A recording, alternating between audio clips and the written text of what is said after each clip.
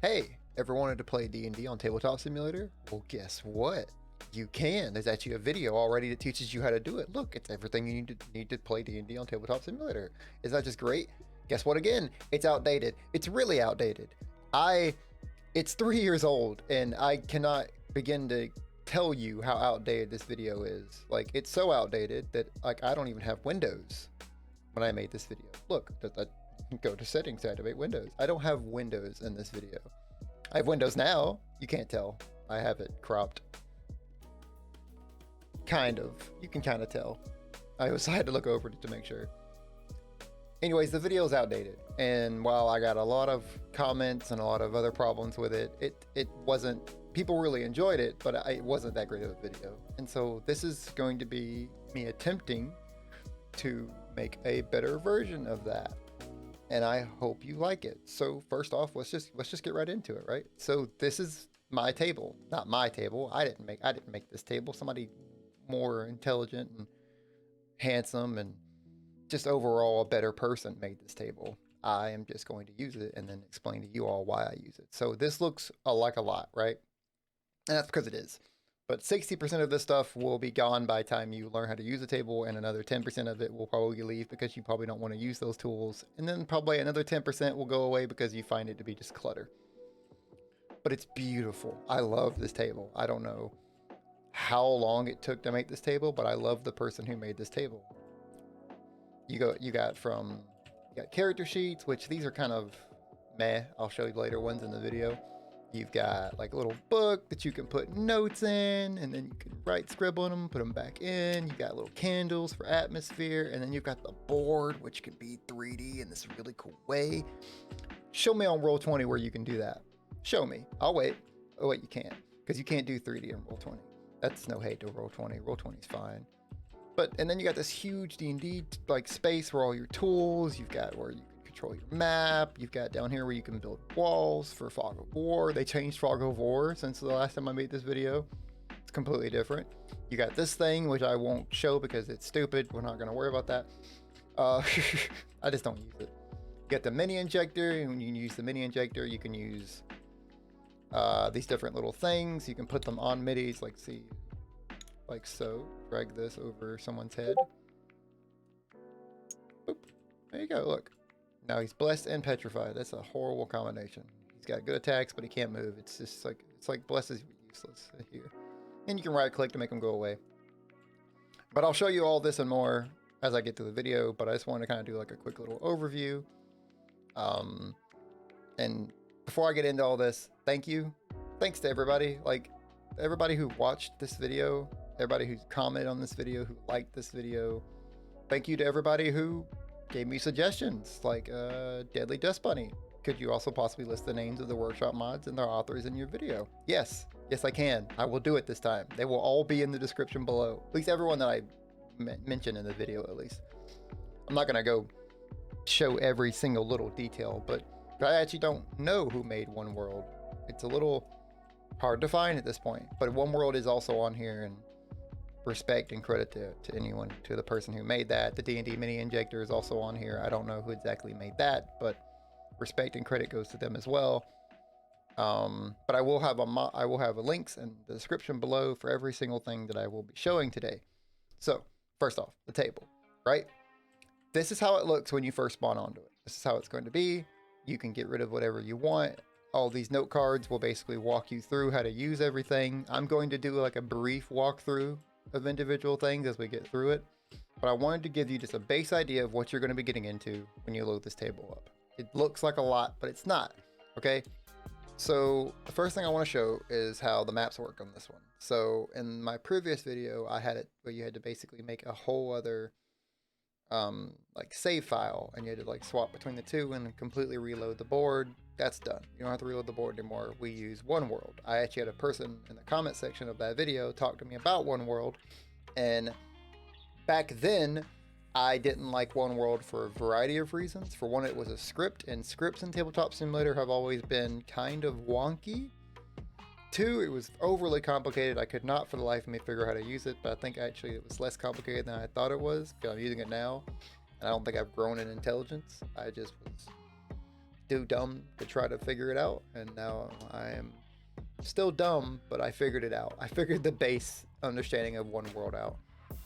So the way Oneworld works is you have this little board right here, and with this one board, I can control what shows up right here within the parameters of the board, of this black area. It doesn't go out past the like the wooden outline here. So let's show that off. So you go to this, you would click next. All right, you know, take this one step at a time for everybody. So right here, you see it says last, says next. You want to click next. It's going to bring up the basic grid. It's always going to be called basic grid on this map. On this mod in particular, this board, when you first get this, it's going to have like that huge 3D thing that you saw in right here. To get rid of that, you'll just click clear and it will bring you to this. And then you'll click next and you'll have the basic grid. And from here, you'll have the void thing, which is what you saw out there. Now, the reason why you don't see all the 3D models and everything is because it's been packed in. And if you wanted to build it, you would click the build button. I'm not going to do that because it's going to waste time. But that's not what I'm trying to get at right now. What I'm trying to get at is that for how this works is so you'll only have this here. But if you want to implement more maps, you would go here, go this little thing right here. You would click new. You'll get this thing. First thing you want to do is you want to name it. So you, like where it says SBX underscore, you keep that. Never delete that. That breaks the whole script if you don't keep that. But you would backspace all this, and then we'll say test photo for the name. Don't go too long with the names. I've been told that can cause issues. I've usually I've went up to 3 to 4 words and it hasn't caused issues, but just as a disclaimer, apparently going too long with the names can cause issues. So we'll call this test photo. You right click it, you go to custom, images, browse, and we'll see here, this is all of my maps for Icewind Dale. I'm currently running an Icewind Dale campaign. We'll just use this one. Well, actually, let's use a battle map because I think that'll make it look better. And it will transition into what I want to talk about next anyways. So click cloud, upload, import, and there it is. And then what you would do is you'd grab this and you would drop it into Oneworld. Boom. And once it's done, it'll have this little thing. Now keep this, move it over here for a second. That's important. Whenever you get those little X's, keep them, because that's how you will get back to this board later. So what I like to do right after doing this is you see this little nub right here called fit frame. Click that and it will typically, if there's a photo or something that you added in that doesn't quite fit the frame of which you want it to. For me, my frame and your frame, if you use this table, will be this rectangle or black space. Fit frame usually fixes it. With sometimes it'll get it in there, but it'll just crop it. So you'll if you have an image of a person, it'll cut their head off by a margin, or maybe cut their waist, cut them down by the waist. Sometimes it works, sometimes it doesn't. You'll have to tweak that as you go. I don't know. I don't have a full understanding of Oneworld. I only have my basic understanding of it, and I'm trying to show it to you now.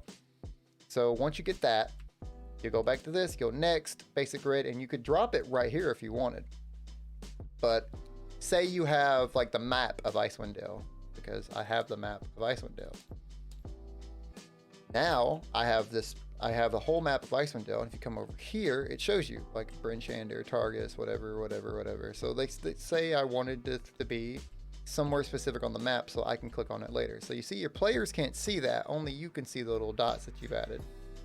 So you would drop this dot now here, and it will place it into here. And you can't, if you want to get rid of it, you can just I think it's there's a remove button somewhere around here. Yeah, unlink. You just you would click this, make sure it's showing here, test photo, and you would unlink it and it'll pop it back out.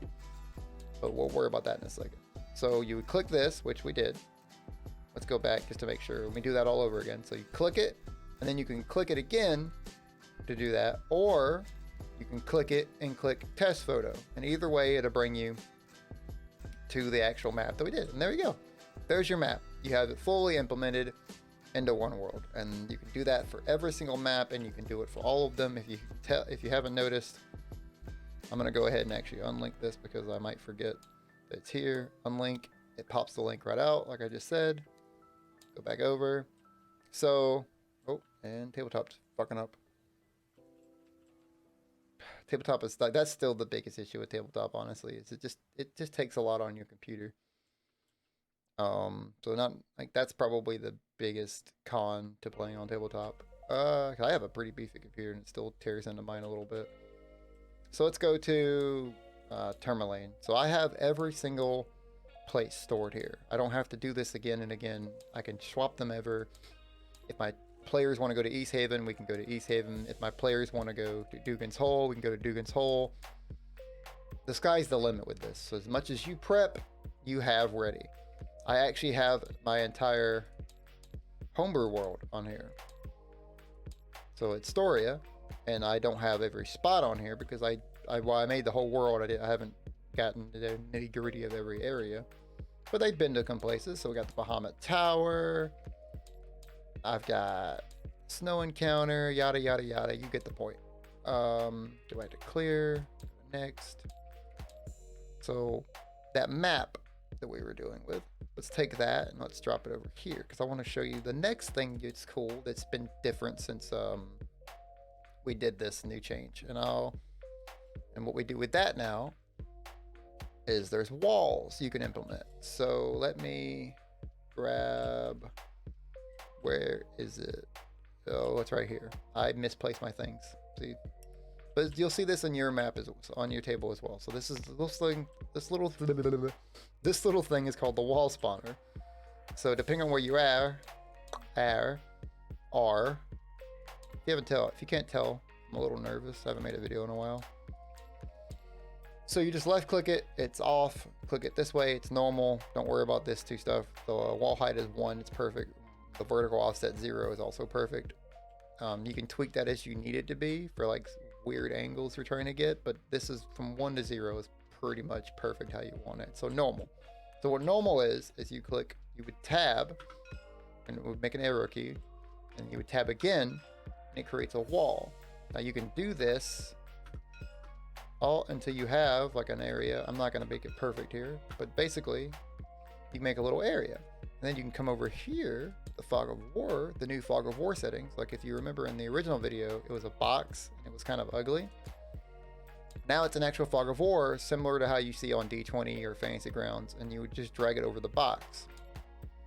And if you have a revealer, which I've shown all this in previous videos, I may go back and remake those as well. They're also a little outdated, but not as bad. So the players can walk their models, or I would walk the revealer around this whole area. And a little bit of it did get revealed because I have cracks in the walls. You can just fix that by just being better than me. But as you can see, the area in here is still not revealed. And so it creates this cool Fog of War sensation. So now it works the same way, say D20 or Fantasy Grounds works, where your players only can see what their models can see. And I thought it's cool. I think it's really cool. Puts a little bit more effort on me, but it creates a lot more immersion for my players. And that's really all I care about. It's creating drama and immersion, tension, and all that. That's the best part about being a DM, is watching them squirm. You didn't hear that from me. If you tell someone I said it, I will call you a liar. And if you point them to this video, I will say that it was made by someone else. It's not me. Deep fake. It was a deep fake, because those are around now. So that's how that works. And the cool thing about this, I'll go ahead and show you the last thing about Oneworld. So let me get this off of it before it accidentally does this. So say you wanted to put the walls down for everyone, for all this whole area. So then you would come over here, and you would go over this, and you would pack. And what this does is it packs up that whole entire thing. So then when I come back to it, oh God, I just remembered, I don't know where I did that. Oh, I did it on the map we just did. So I come back here, go to test photo, close that, we don't need that. And you see it's not there. Like, oh no, we didn't do anything. But if we build, it builds it. And it will build the entire thing if you have the entire thing set up like that. And it saves so much time. You don't have to reload boards anymore. You don't have to fuck with any of that. Oneworld's actually pretty great. Now this is like the bare bones. Oh, hold on. Pack. Blah, blah, blah. Clear. So this is the bare bones of what Oneworld can do. I never really went deeper with it because this is all I needed it to be for. But feel free to tweak and do all kinds of crazy stuff with Oneworld if you really want to. The next thing I want to get over to is this little area right here. So what this is, it's just a little manual thing you can use to like control your players. So you click red, red is selected. Oh, there's no red right now, so we'll click black. That's me. And I can promote black, I can blindfold black, I can move it to gray, I can move it to a different color, you know, move it to a different what's it called? Team or whatever. Just lets you control your players a bit more. And then this thing out at the bottom, it's like an auto blindfold everyone. So whenever you need to move from one board to another, so say they're on, for an example, my bad, let's say they are in East Haven, right? And your players are doing stuff in East Haven, they're having a good time, and now they finally are getting to the dungeon of East Haven. We'll go to, you would blindfold them all, right? You click the blindfold and it would show you over here that they've been blindfolded. So you're safe to then come over here and click Cauldron Caves. And now they can't see it, so you can take your time you need. So I actually have this ready. So then I would click Build. And this is going to take a second because it's about to build a lot. So while we're here, what's going to happen is it's going to build all the walls, it's going to present everything done, and then at the very end I will click the Fog of War button that I'll show you that this table also has for you, that's been provided. And what it does is you just click it once and it places a perfectly made Fog of War across the whole board. And then you can come back and you can unblindfold all your players, and they don't get to see anything and you still get to keep it all on one board. But now that you have this set, your players should still be blindfolded so they can't see anything. Then you come over here, and this is going to be somewhere down here at the bottom, but it's this little button called Fog of War. You just click it. And it lays a Fog of War perfectly over the table. So now your players can't see anything, and then you can come through with your revealer, and you can reveal what you need to reveal. So the players start over here, right? So I have them over here doing this, and then they say, oh, we want to go down this hallway. Okay, where you slowly reveal it down this hallway. And it doesn't reveal anything else you want it to reveal except for what is there. I thought that was really cool, but I don't know, you guys can decide whether you want to use all that or not, or whether it's worth the hassle of putting up with the load times. Because like I said, there is a moment, there is like about 30 seconds to a minute sometimes where you have to wait for it to all unpack and load in. Maybe that's not for you. Maybe you'd rather just ignore the walls. You can still use the boards. You can still do everything else. As you saw earlier, the boards load in like that when they don't have anything else to build. But when you have to build them, they take a bit longer. I like it. It saves me time. I can put the walls up, I can put the minis on the board, get everything ready, and then just click build. And then we can just talk shit while we wait for the, I don't know, the players to, like, while we wait for the board to load. It's like Discord still works, you know, you still talk to your friends. And if you want it, you just pack it all back up. And surprisingly, that takes a bit. That doesn't take nearly as long as building it does. So you come over here, go to Fog of War, right click, delete the Fog of War. And oh yeah, let me delete that too. I forgot I put that other Fog of War down as an example. And boom. That's how Oneworld works. That's the real basic understanding of Oneworld and how to use it and implement it in your games. Along with this thing and the little Fog of War button. All right, next up, let's talk about the mini injector. So this is a bit more complicated. Again, though, I'm only going to show you the basic idea behind this. It goes way deeper than this. But to use it on a mini, first you find the mini you want to use it on. So this mini has not been injected yet, and I can tell because of something else. So you would go down this list. Do you want the measured movement? This basically has a little, when you pick the mini up, it'll have like 10 feet, 5 feet, 10, 15 feet, blah, blah, blah. It tell you how far the mini is moving. I think it's neat. I keep that clicked. This is where it shows, you can show the health points, you can show their resources, you can do blah, blah, blah, depending on different games. Health points is probably the most useful thing here, but it adds a lot more to the DM and to the players. I don't recommend using this part. Inject player controlled character. It just means it just tells them that this is a player controlled character. So if you want to use the initiative tracker, you can. I don't use the initiative tracker. If you can't tell, I have my own initiative tracker right here on the side. And I don't think I actually have this one. This one's not on the original board, and I don't think I have the link for this. I'm probably gonna have to grab the table, and I'll try to remember to link the table that this came from, so you can just pull it from that table and put it on this one. But this is simple, just a 0 to 20, or 0 to 30. You name these. I got a player named Muhammad Ali. It's an owl monk. It's great. And it's like, oh, Quentin rolled 21. Quentin goes there. Knife Master rolled a 17. He goes there. Don't ask me why he's named Knife Master. That's just his name. Knife is for his first name. Knife Master is his last name. So how this works, come over here. Like I said, I don't use the initiative tracker. I don't mess with most of the things. Only black can see the bars. Only black can see the text. I do all that so that my players don't have to see any of it because it's just clunky. I don't like using all of it. I only really use the injector for 2 reasons. The first reason, so you see that little pause, that little hiccup it did, that show you that it worked. Now you see has the thing under it. So when you hover, so when your players are moving through tables, 5 feet, 10 feet, 15 feet, see, it's cool, it's neat, right? They can visibly see how far their character is moving, so they don't have to count. They can just kind of like, how far can I go? Oh, there's 30 feet, there's all my movement. Easy. If you ever want to uninject a model, you would flip the whole board upside down. I'm not joking, and you would drop it. And you even see it says remove DnD Mini injector. That's how you do that. And then you flip the board back over and just drop it again to put it on there. Then the other thing that I use the mini injector for, the part that I think is actually the coolest, is these things. I was talking about these earlier, I think, if I didn't cut that part out. But either way, what these are is just different conditions, and you would drop it, and the model has to be injected for the condition to go on it. So it won't go on a normal model. You have to inject the model in the mini injector first.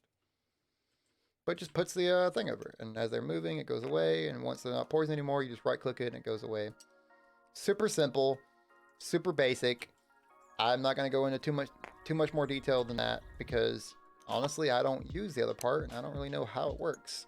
I actually did try to get an understanding around the initiative tracker because I thought it would be cool. I think it would be cool, but I, for the life of me, cannot figure it out. So if you guys figure it out, please leave in a comment below telling me how to do it. I'd love to actually do it. You have a tablet on the board. Everyone knows how to use a tablet. I don't use the tablet. It's not really useful. I think that is everything to do with the board. Got a little hiccup there. So the last thing I'll show you is the workshop. And I have this one. This will be in the description below. RPG battle maps. This is a bunch of already pre-made battle maps for Oneworld. So we'll go ahead and just load into that, and we'll make sure it's still working accordingly over here. Cool, everything's good. I have to keep checking to make sure my frames aren't dropping. This is a bunch of already made battle maps and kind of scenery maps. Like this was more of a scenery map for Oneworld. So if you don't have any maps, you can go ahead and just immediately implement these. But I did just show you how to do your own maps, right? You just download them off the internet from wherever you get your maps from, or make them yourself, and then, you know, follow the instructions I said earlier. But if you don't want to do that, if you want to go ahead and have your own pre-made maps, all these are really pretty. I don't know who made them. They were probably stolen. Props to whoever made them. I doubt the person who made this mod made these. If they did, more power to them. You know, it's the internet, so that's a really pretty. I like that one a lot. It's like a really nice tavern.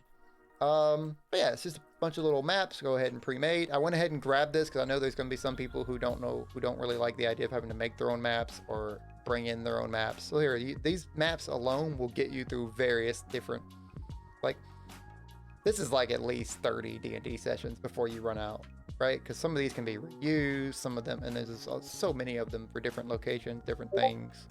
It's great. Don't message me right now, Discord. I'm busy. So the last thing I want to show is something that everyone asked for a lot, and it was the spell cards that I could not find again. Well, now there's one for it, all right? And it works perfectly. So I unsubscribed and I subscribed to it twice in a row to make sure that it actually does work. I had my friend who doesn't even use tabletop, but he has it, but he doesn't really use it very much. I had him subscribe to this and then open up tabletop and then see if it worked. So 2 people, this works for 2 people. All right. If it doesn't work for you, I'm sorry.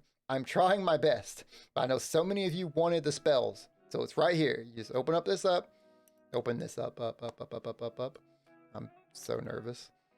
Drag the spell cards out. Boom. There's all the spell cards you got each one of them. You can just use them all the way you want. They're actually organized. You can even make your own custom spells. They have a little card in here. You can type in what you need to type in and create your own unique custom spell that you want. I thought that was really cool for like the wizards out there or the artificers Here's all of them separated by class, so which classes can use them, and here's all of them separated by the school. And it's even cooler, whoever did this, I think if I hover over this, yeah, you can search by spell number, or you can search by the school. And here's like the little thing, A for abjuration, CO for conjuration, all that. It's really cool. And you have other stuff too. It's got miniatures in here. It's got shopping catalogs for if you're a DM and you don't know how much a piece of paper costs, or if they're asking for like a bundle of arrows. How much is that? I think it's 2 silver, but I know that off the top of my head, I think. I think it's either 2 silver or 1 gold. It might be 1 gold. I think 2 silver is the Pathfinder price. I'm getting off topic. Shopping catalog, got items in here, conditions, another way if you want to use different conditions. And then the last thing, which I actually want to show, so many of, like, I use D&D Beyond still, but there is character sheets. And these character sheets are so pretty, man. Like, they're just so pretty. So here's the white one, which is all right. I'm not a big fan of the white one. But here's the black one, right? Isn't it pretty? It's all dark mode and nice colored, and it's all different things, and it triggers something in my brain. I like it. But you can use this. You can unlock. If you lock it, then you can't fuck with the numbers or anything, and then you actually press L on your keyboard. You can lock the board itself. So now you can't fuck with anything. And then you just like, boom, it's unlocked. So now I can type race name. I'm an elf. Player name, it's John. Look at John. He's right there. Character name is Don Fell the Dumb. And it just worked. It's really nice. I think it's probably the best character sheet on Tabletop Simulator. Mostly because it just has really nice scripting. You can change things really easily by just pressing like, oh, 10. Now we have 10 copper pieces. We have 60 copper pieces. We have -50. We're in debt. That's what that means. We're in debt. But it's nice. So this mod will also be, say it with me now, in the description below. I'm going to put every mod in the description below. I made that mistake in the last video. I'm sorry. I should have done it. I'm not a good YouTuber. I know. Please don't hate me. I think that's everything. God, I hope that's everything. If it's not, write it in the comments. I'll try my best to help with whatever I can. I'm only human. I'm just one person trying to do this. I hope that this video really helps everybody out. Thank you so much for watching the first video. Thank you so much for everybody who commented on the first video. I tried to read all of them. I probably missed a few. I tried to respond to as many as I could. And the same for this video. I will try to respond to as many comments as I see. Like the video if you liked it. Dislike it if you don't like it. I mean, helps me figure out if it's a bad video or not, right? And just thank you. Like, this video got almost 200,000 views. That's insane to me. I never would have even considered that I could make a video that could ever get close to that number of viewers.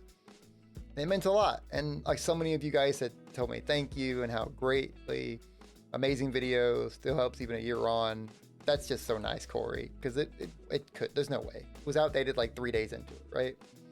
But thank you so much. And I hope that this video helps some of the newer people who are getting into Tabletop Simulator. And I don't know, I just hope it helps you do more than what this video did. This video is very outdated. I wanted to make sure I made another video for everybody to use. Thanks again. I know I've said thank you like 1,000 times, but I just want to keep saying it. You guys are great. Stay tuned for the next video that I will release whenever I feel like making a video. My video release schedule is non-existent. That's it. Thanks, guys.